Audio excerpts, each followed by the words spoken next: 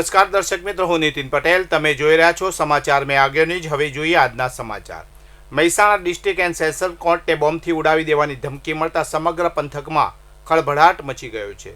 આ ધમકી કોર્ટના સત્તાવાર ઈમેલ આઈડી પર મોકલવામાં આવી હોવાનું સામે આવ્યું છે. ઘટનાની વિગત મુજબ મહેસાણા ડિસ્ટ્રિક્ટ કોર્ટના ઈમેલ હેન્ડલ પર અજાણ્યા શખ્સ દ્વારા કોર્ટ સંકુલને બોમ્બથી ઉડાવી દેવાનો મેલ મળ્યો હતો.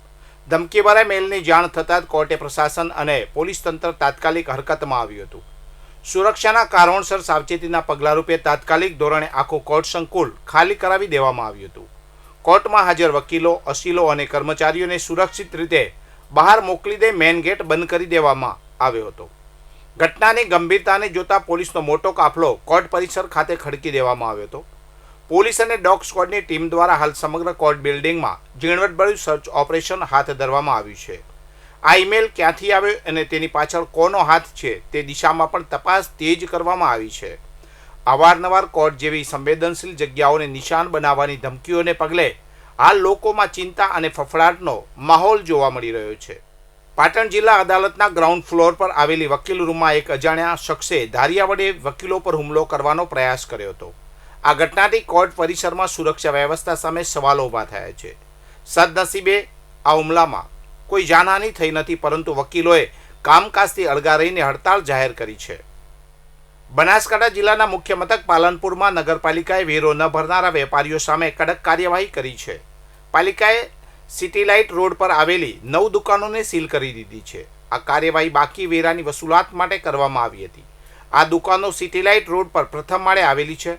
લાંબા સમયથી વેરો બાકી હોવાને કારણે નગરપાલિકા દ્વારા આ પગલું ભરવામાં આવ્યું છે. બાકી વેરાની વસૂલાત માટે પાલિકાની આ કડક કાર્યવાહીને પગલે અન્ય બાકીદારોમાં પણ ફફડાટ વ્યાપી ગયો છે. મહેસાણા પોલીસ હેડક્વાર્ટર નજીક ચામુંડાનગરમાં પીવાનું પાણી દૂષિત આવતા પાણીજન્ય રોગચાળો ફેલાયો છે. આ અંગે રજૂઆત મળતા મનપાનું આરોગ્ય તંત્ર દોડતું થયું છે અને ઘરે ઘરે ક્લોરિનેશનની સહિતની કામગીરી શરૂ કરાઈ છે. આ વિસ્તારમાંથી ઝાડાના 4 દર્દી મળી આવ્યા હતા અને હાલ સારવાર હેઠળ છે. બીજી તરફ વોટરવર્ક્સ વિભાગની ટીમ અંડરગ્રાઉન્ડ લીકેજ શોધવા 2 દિવસથી કામે લાગી છે. ઊંઝા શહેરમાં પાંજરાપોળ વીડ ખાતે લીલો ઘાસચારો ખાધા બાદ 7 પશુઓના મોત થયા છે. પ્રાથમિક તપાસમાં આ ઘટના ફૂડ પોઈઝનિંગ અથવા તો મકાઈના ઘાસચારામાં ક્યાંક ફૂગ આવી ગઈ હોવાને કારણે ઘટના બની હોવાની આશંકા વ્યક્ત કરવામાં આવી રહી છે. મૃત્યુ પામેલા પશુઓમાં 3 ગાય અને 4 અન્ય પશુધનનો સમાવેશ થાય છે. પ્રાપ્ત વિગતો અનુસાર શનિવારે પાંજરાપોળ વીડ ખાતે આઈસર ભરીને લીલો ઘાસચારો લાવવામાં આવ્યો હતો. આ ઘાસચારો ખાધા બાદ પશુઓની તબિયત અચાનક બગડવા લાગી હતી, જેને કારણે પાંજરાપોળમાં દોડધામ મચી ગઈ હતી. મહેસાણા તાલુકાના પાલોદર ગામે તળાવમાંથી માટી કાઢવા જેવી બાબતે ગત રાત્રિએ મારામારીની ઘટના સામે આવી છે. ગામના જાગૃત યુવકે તળાવમાંથી માટી ખોદવાનો વિરોધ કરતા ઉશ્કેરાયેલા શખ્સોએ પાઇપ અને લાકડીઓ વડે જીવલેણ હુમલો કર્યો હતો, જેમાં 2 યુવકોને ગંભીર ઈજાઓ પહોંચતા મહેસાણા સિવિલ હોસ્પિટલ ખાતે ખસેડવામાં આવ્યા છે. હુમલાખોરોએ જાનથી મારી નાખવાની ધમકી આપી ટ્રેક્ટર અને જેસીબી સાથે ફરાર થઈ ગયા હતા. ઈજાગ્રસ્તોને તાત્કાલિક મહેસાણા સિવિલ હોસ્પિટલ ખસેડાયા હતા. મહેસાણા તાલુકા પોલીસે આ મામલે રબારી સમાજના શખ્સો વિરુદ્ધ ગુનો નોંધી વધુ તપાસ હાથ ધરી છે. મહેસાણાને મહાનગરપાલિકાનો દરજ્જો મળ્યાને 1 વર્ષથી વધુ સમય વીતી ગયો હોવા છતાં નવી કચેરી માટે હજુ સુધી જગ્યાની ફાળવણી થઈ શકી નથી.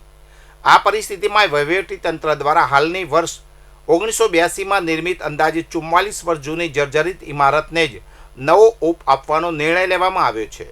આશરે 3 કરોડ રૂપિયાના ખર્ચે મુખ્ય કચેરી અને ઝોન ઓફિસને આધુનિક સુવિધાઓથી સજ્જ કરવાની કામગીરી વેગવંત બનાવી દેવામાં આવી છે. આ મરામત કાર્ય અંતર્ગત જૂની ઇમારતને એસીપી સીટ લગાવી એલિવેટેડ અને આકર્ષક લુક આપવામાં આવશે. ટેકનિકલ અંદાજ મુજબ આ ફેરફારને કારણે વર્તમાન બિલ્ડિંગનું આયુષ્ય અંદાજે 7 વર્ષ જેટલું વધી જશે. ઇમારતના બાહ્ય દેખાવની સાથે આંતરિક માળખામાં પણ ધરખમ ફેરફારો કરવામાં આવી રહ્યા છે, જેમાં મેયર સહિત વિવિધ સમિતિના ચેરમેનો માટે અલગ અલગ ચેમ્બર્સ અને વિવિધ વહીવટી શાખાઓ માટે સુવ્યવસ્થિત કેબિન તૈયાર કરવામાં આવશે.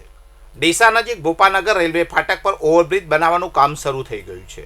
Deesa Patan national highway number 26 પર આવેલા આ ફાટક પર વારંવાર ટ્રાફિક જામ થતો હતો, જેના કારણે વાહન ચાલકોને ભારે હાલાકીનો સામનો કરવો પડતો હતો. રેલવે લાઇનના ડબલિંગ બાદ માલગાડીઓની અવરજવર વધી છે.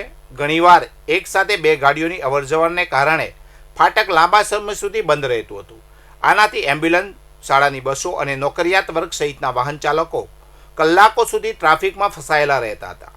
વર્ષોની રજૂઆતો બાદ રાજ્ય સરકારે આ સ્થળે 800 મીટર લાંબો ઓવરબ્રિજ બનાવવા માટે 87 કરોડ રૂપિયાથી વધુની રકમ મંજૂરી કરી છે. ગયા મહિને સોઇલ ટેસ્ટિંગ કરવામાં આવ્યું હતું અને હવે કોન્ટ્રાક્ટર દ્વારા કામગીરી શરૂ કરી દેવામાં આવી છે.